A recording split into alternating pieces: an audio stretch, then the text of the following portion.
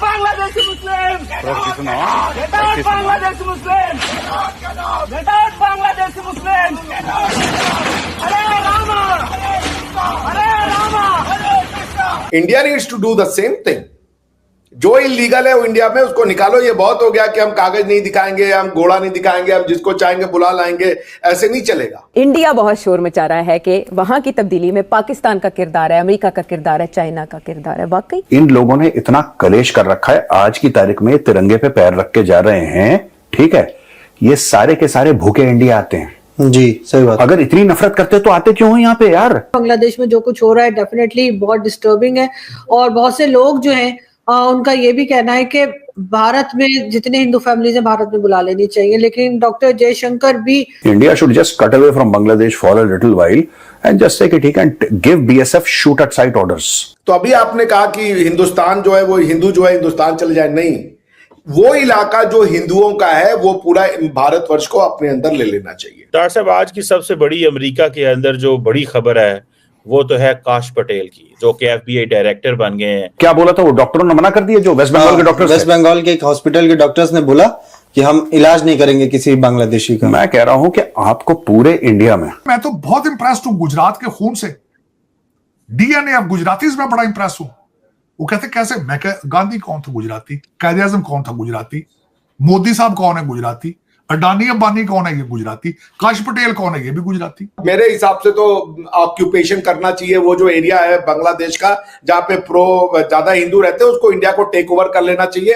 India should not leave it to the Islamist की वो वहां पे जाके कत्ल-ए-आम मचाए। और बीएसएफ को आदेश पास कर दिया जाए, अगर आपको वहां पे आर्मी लगानी है आर्मी लगाइए, जो भारत के अंदर अवैध तरीके से घुसना, ठोको उसको, वहीं पे ठोको। मैं बता रहा हूं वहीं पे ठोको, ये फिट हो जाए। नमस्कार दोस्तों, आज इंटरनेट की सबसे बढ़िया खूबसूरत तस्वीर वीडियो यही है। ये आंध्र प्रदेश का वीडियो है जिसमें बांग्लादेशियों का वॉकआउट किया जा रहा है। उन्हें कहा जा रहा है गेट आउट बांग्लादेशी, क्योंकि बांग्लादेशियों को वैसे तो बहुत ज्यादा नफरत है भारत से। हमारे तिरंगे का अपमान ये लोग कर रहे हैं अपने देश में, लेकिन जब इन्हें आना होता है तो भारत ही आना होता है। अरे सीधी बात है, अगर इतनी नफरत है तो क्यों आते हो भारत? और यही रीजन है कि अब कहा जा रहा है कि भाई यहाँ से निकलो। यही बात है कि अब कहा जा रहा है कि जो अवैध बांग्लादेशी है उन्हें यहाँ से निकाला जाए। साथ ही भारत सरकार को एक मिलिट्री ऑपरेशन लॉन्च करना चाहिए जो बांग्लादेश के उस हिस्से को जो हिंदू बहुल है उसे भारत में मिलाए। बांग्लादेश का वो हिस्सा जहाँ पे हिंदू मेजोरिटी है वो भारत का हिस्सा होना चाहिए, क्योंकि वहाँ पे हिंदुओं पे काफी जुल्म हो रहे हैं। आप इस सब के बारे में क्या सोचते हैं? क्या वाकई बांग्लादेश के हिंदू क्षेत्रों को भारत में मिला लेना चाहिए? आपके जो भी विचार हो कमेंट बॉक्स में जरूर लिखिए। वीडियो अच्छा लगा हो तो लाइक करें, शेयर करें, चैनल को सब्सक्राइब करना ना भूले, बेल का आइकन प्रेस कर दे लेटेस्ट नोटिफिकेशन के लिए। आइए आगे बढ़ते हैं इस वीडियो में।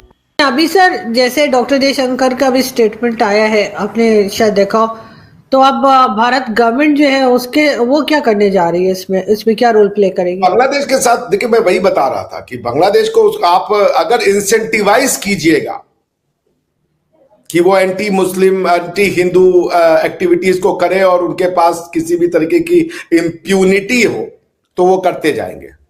बट मैं तो भारतवर्ष से बार बार कह रहा हूं, रशिया से सीखो। यूक्रेन ने डोनेस्क और लुहांस्क में जो रशियन स्पीकिंग एरिया है वहां पे अकॉर्डिंग टू रशिया, मैंने कोई फैक्ट फाइंडिंग मिशन में नहीं गया था लेकिन जो मैंने पढ़ा उस आधार पे बता रहा हूं, अकॉर्डिंग टू रशिया वो जो रशियन स्पीकिंग लोग थे उस पे जो यूक्रेनियन स्पीकिंग लोग थे वो जुल्म ढाते थे। रशिया गया, उसने उस पार्ट को अपने यहां मिला लिया, वो कहा ये पार्ट मेरा है। तो अभी आपने कहा कि हिंदुस्तान जो है वो हिंदू जो है हिंदुस्तान चले जाए, नहीं, वो इलाका जो हिंदुओं का है वो पूरा भारतवर्ष को अपने अंदर ले लेना चाहिए कि आप इस लायक नहीं हो कि वो वैसे भी टू नेशन थ्योरी के अंतर्गत चूंकि वो एरिया हिंदू बाहुल्य है उसको वो एरिया काट करके भारत को अपने अंदर ले लेना चाहिए। और फिर ये बंगाल को वहां पे अपनी आर्मी लगा दो, उनसे आप टैकल कर लोगे, कोई बहुत बड़ी चीज नहीं है इस तरीके के उनको टैकल करना। इजराइल ने इतने बड़े बड़े कॉन्क्लेव्स को ऑक्यूपाई कर रखा है पैलेस्टाइन में, क्या हो जाता है? कुछ नहीं। लेकिन ये भारत की जो पैसिव रेजिस्टेंस या पैसिविटी जो है ना भारत की, कि ऐसे कोई एक्शन नहीं लेना चाहता। हमने 1971 का वॉर भी किया तो वो दे दिया बंगालियों के ऊपर, हमने कोई ऐसी कंडीशंस नहीं रखी या उनको डीमिलिटराइज नहीं किया। अब आपने उनके अंदर में स्कूलों कॉलेजेस किसी को आपने ये नहीं कहा कि ये पढ़ाना है।